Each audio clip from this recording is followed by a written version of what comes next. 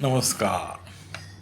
तर नित्याप्रमाणेच काही विनोद सांगून आपले मनोरंजन करण्यासाठी आलो. मी वाचलेले आणि ऐकलेले असे विनोद दिलीप देशपांडे. येस. तर हे विनोद मी आपल्याला सांगतो. तर लहान मुलांच्या परीक्षेमध्ये एक प्रश्न आला होता की खालील शब्दाप्रमाणे तुम्हाला आणखी कोणते शब्द सुचतात ते लिहा, माहीत असलेले शब्द लिहा, असं म्हणून त्यांनी प्रश्नपत्रिकेत 2 शब्द दिले होते. विक्री कर, आयकर. विक्री कर आणि आयकर हे 2 शब्द दिले होते आणि लिहिलं होतं की याप्रमाणे आणखी कोणते शब्द आहेत ते लिहा. आता एका लहान मुलाला ते काही कळेना की विक्री कर आणि आयकर ह्यासारखे कोणते शब्द लिहावे. त्यानं आपण लिहून दिले बनानं 2 शब्द.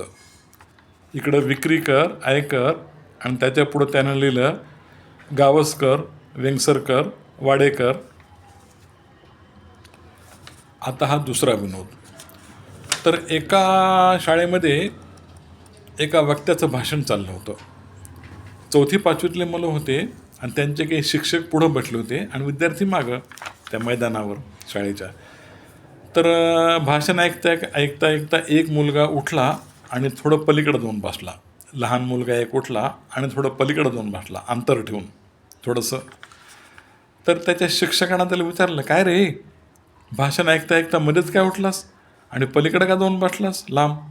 हां, त्या मुलाजवळ तू बसला होतास ना, मग इकडे येऊन का बसलास लांब? तर तो मुलगा हळूच म्हणला शिक्षकांना, अहो सर, आत्ताच त्या भाषण करणाऱ्या सरांनी काय सांगितलं ऐकलं नाही का? ते म्हणले की आपल्या देशाची लोकसंख्या कमी करायची असेल तर प्रत्येक 2 मुलामध्ये आपण अंतर ठेवलं पाहिजे.